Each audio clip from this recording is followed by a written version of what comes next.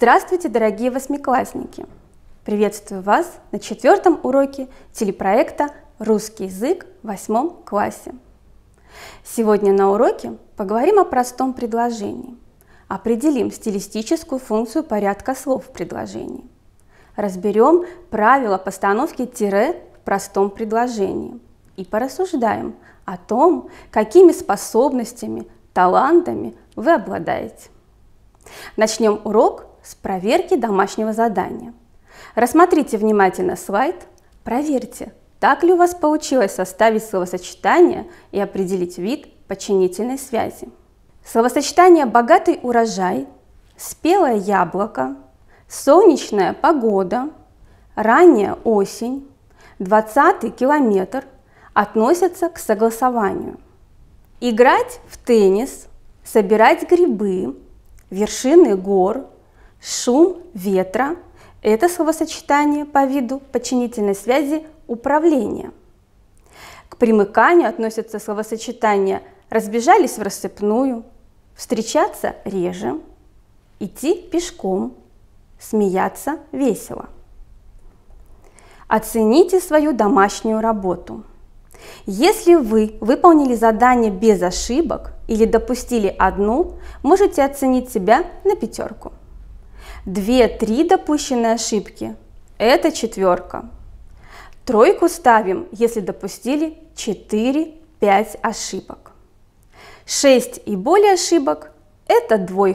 К сожалению, тему вы не усвоили. А если хотите повысить оценку, предлагаю придумать свое словосочетание на тот вид связи, который не смогли определить правильно. Не забудьте проверить и орфографию. Если вы нашли неправильное написание, исправьте сразу, никогда не оставляйте ошибки в своих работах. Оценивайте себя объективно.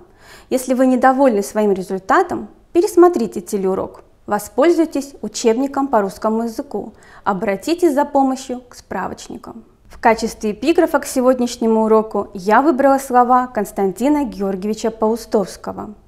Нет таких звуков, красок, образов и мыслей, сложных и простых, для которых не нашлось бы в нашем языке точного выражения. С русским языком можно творить чудеса. Как вы понимаете высказывание Константина Георгиевича Паустовского? При помощи чего вы выражали сейчас свои мысли? При помощи слова, словосочетания или предложения?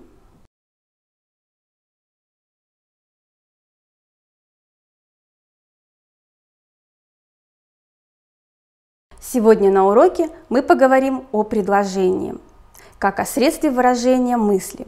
Ведь общаясь друг с другом, разговаривая, беседуя с кем-то, рассказывая что-то, мы обмениваемся не словами, не словосочетаниями, а предложениями. Именно предложения выражают законченную мысль. А так как в познании чего-либо идут от простого к сложному, то и мы начнем с простого, то есть с простого предложения. Запишите тему урока «Простое предложение». Рассмотрим текст, из каких предложений он состоит. Талант – очень старое слово. В древнем мире так называлась самая крупная мера веса и самая большая денежная единица.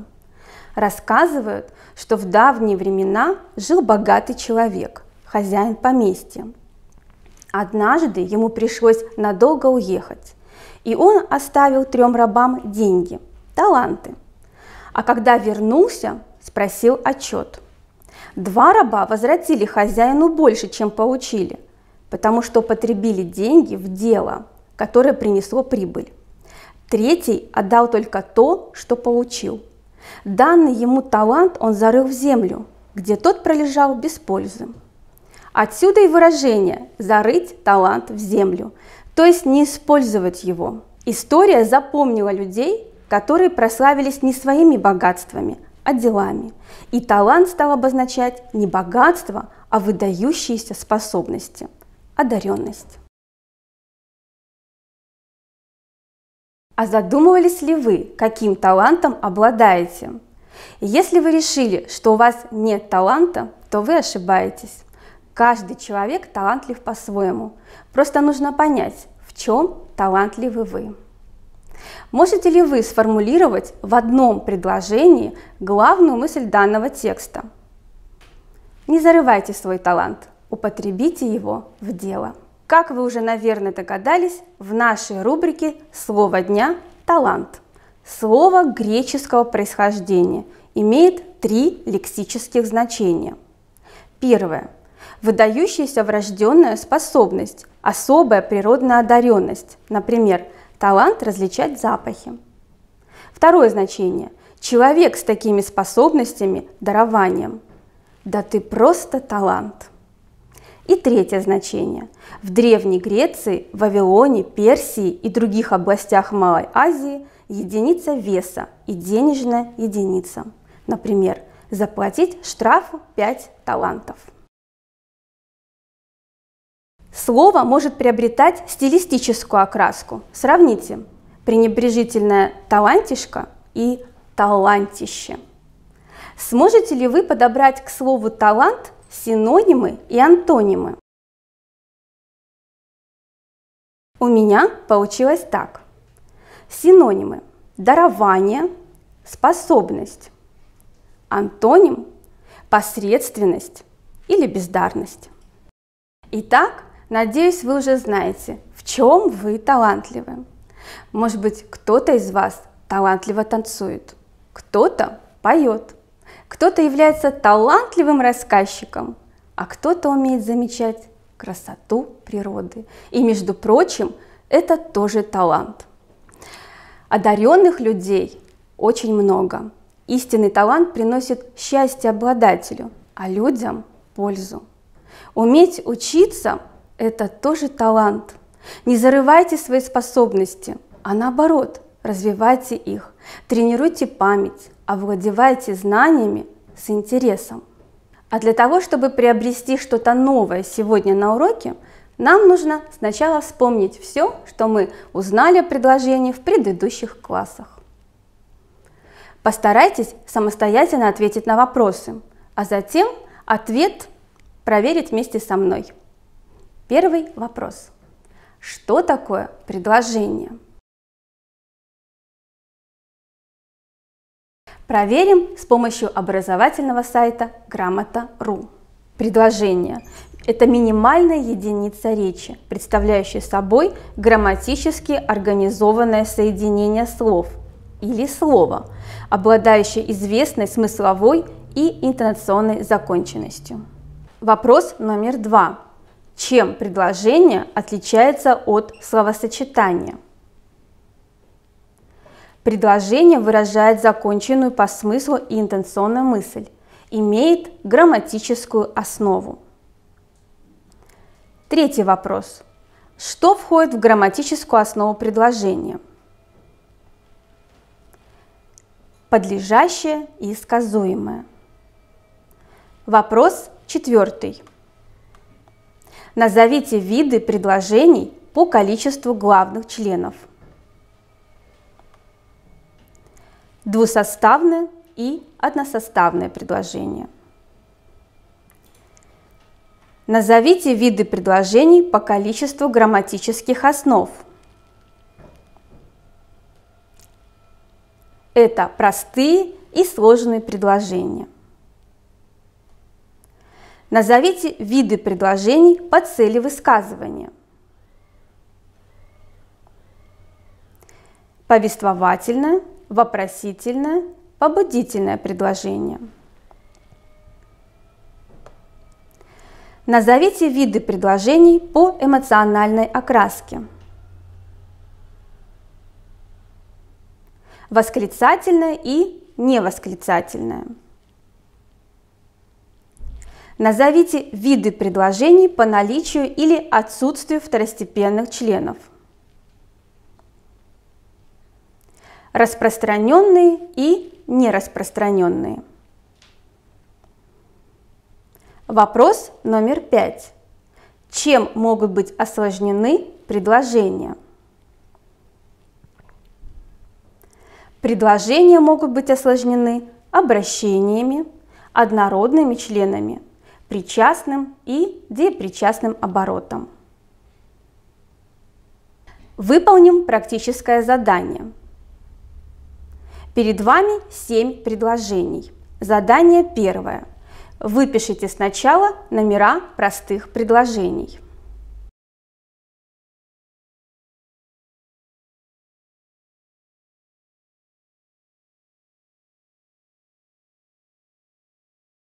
Номера простых предложений: первое предложение, третье, пятое и седьмое.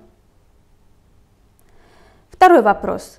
Под каким номером находится предложение, осложненное депричастным оборотом?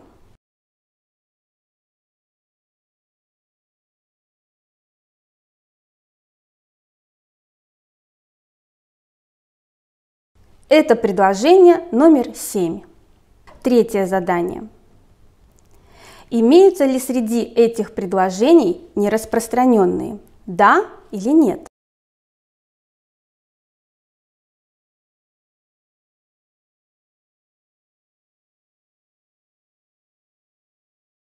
Правильный ответ – нет. Задание номер 4. В каких предложениях главные члены являются однородными?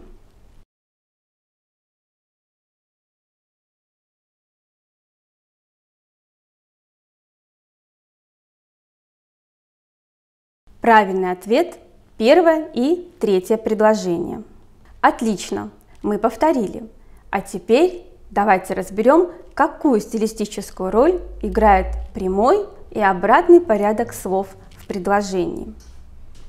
В русском языке порядок слов, а точнее порядок членов предложения, считается свободным. Это значит, что в предложении нет строго закрепленного места за тем или иным его членом. Например, предложение, состоящее из 5 знаменательных слов, редактор вчера внимательно прочитал рукопись, допускает десятки вариантов в зависимости от перестановки членов предложения. Прямой порядок характерен для научной и деловой речи. Обратный широко используется в произведениях публицистического и литературно-художественного стиля. При прямом порядке слов члены предложения обычно располагаются так. Подлежащее предшествует сказуемому. Например, день прошуршал. Дополнение располагается после сказуемого. Прошуршал листвой. Согласованное определение стоит перед определяемым словом. Дождливый день, желтой листвой. А несогласованное определение после. День осени. Обстоятельства могут занимать в предложении разное положение. Обратный порядок слов может быть любой. Он используется для выделения нужных слов, тем самым достигается выразительность речи. Обратный порядок слов также называется инверсией. Сделайте перестановки в предложениях. Укажите слова, смысл которых при этом усиливается, то есть на них падает логическое ударение. Например, приходи ко мне в гости завтра. Завтра приходи ко мне в гости.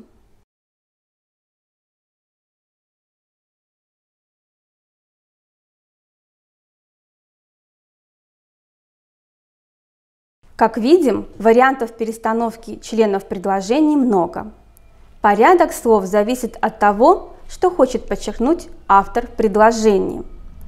Поэтому можно сказать: ветер завывает в трубе завывает ветер, завывает ветер в трубе. И так с каждым предложением. А еще важно, с какой интонацией мы произносим. Напомню, интонация – это различные изменения в силе, тембре и темпе голоса. Рассмотрим интонационные средства. Изменение тона, изменение громкости, темп, пауза, логическое ударение. Интонация организует ритмомелодику предложений и выражает их конкретный смысл. Одно и то же предложение может иметь больше одного смысла в зависимости от интонации. Например, «Молодец, я очень рада». В устной речи подобные предложения могут выражать прямой смысл – похвалу, радость, и прямо противоположный ему – неодобрение или недовольство, если интонация ироническая. «Молодец, я очень рада». Монотонную речь без интонационных оттенков, пауз воспринимать очень сложно. Эмоционально окрасить предложение нам помогает интонация. Повествовательные, побудительные и вопросительные предложения можно произносить с разной интонацией, выражая чувства радости, гнева, обиды, удивления и так далее. В зависимости от этого предложения могут быть восклицательные и невосклицательные. Невосклицательным предложениям не свойственна особая интонация, а вот восклицательные предложения произносятся сильным чувством. На письме мы это видим с помощью восклицательного знака в конце предложения. Только правильно определив цель высказывания, мы поймем, с какой интонацией нам нужно произносить то или иное предложение. Прочитайте одно и то же предложение в соответствии с ремарками.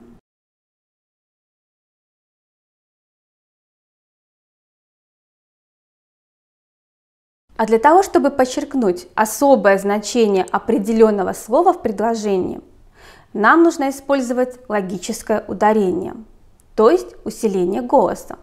Рассмотрим пример. Руслан учится в 8 классе, а не в 9. Руслан учится в 8 классе. Заметьте, Руслан, а не Миша.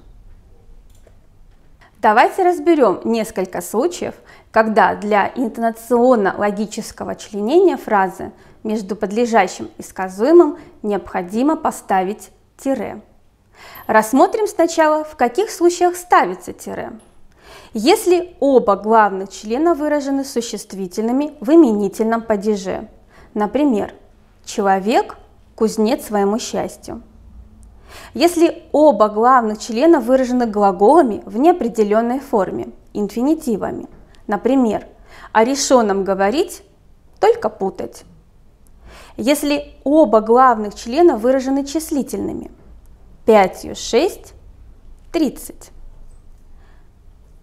А также, если подлежащее и сказуемое выражены всеми возможными сочетаниями этих частей речи. Существительным и инфинитивом. Наша задача – учиться с интересом. Инфинитивом и существительным. Относиться к старшим с уважением – наш долг.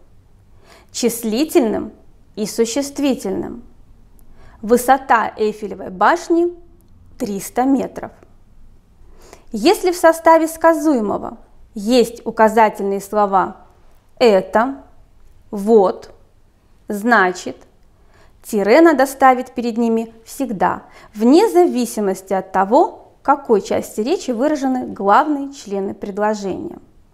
Например, понять значит простить. Чтение – вот лучшее лекарство.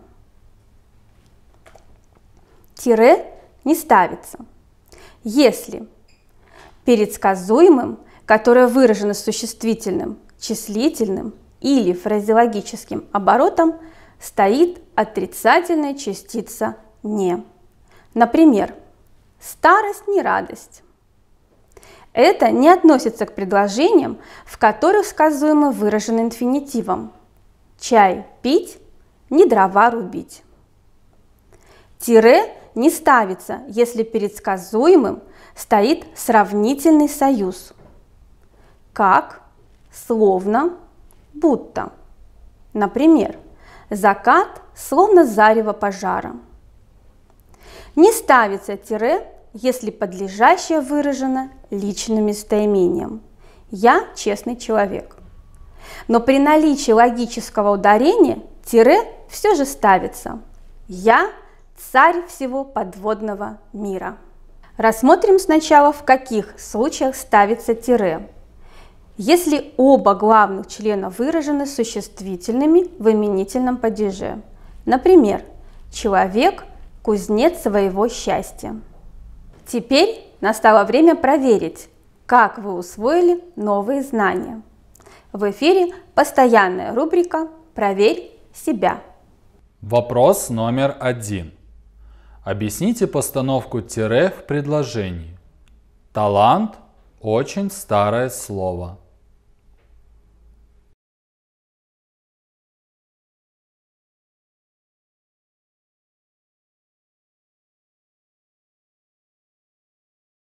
Правильный ответ – оба главных члена выражены существительным в именительном падеже. Вопрос номер 2. В древнем мире так называлась самая крупная мера веса и самая большая денежная единица. Простое или сложное? Правильный ответ – простое. И заключительный вопрос.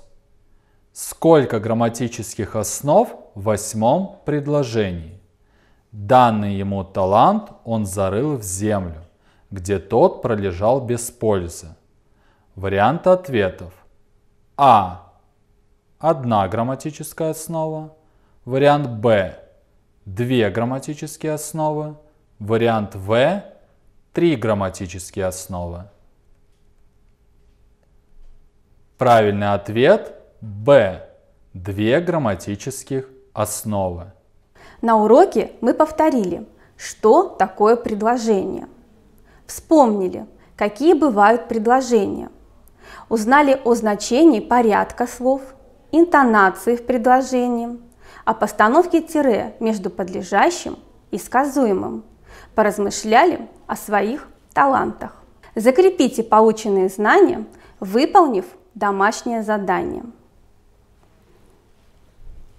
Зайдите на образовательный портал Грамота.ру. Найдите вкладку «Учебник». Далее учебник грамоты. Пунктуация. Тема тире между подлежащим и сказуемым. Сначала вы увидите правило, которое мы разбирали на уроке. Можете его еще раз прочитать внимательно, а затем выполните тест. Не забудьте посмотреть свой результат. Важно помнить, что красивая, грамотная и эмоциональная речь – надежный способ быть верно понятым, избежать двусмысленности в разговоре. А я с вами прощаюсь. Спасибо за внимание. До новых встреч!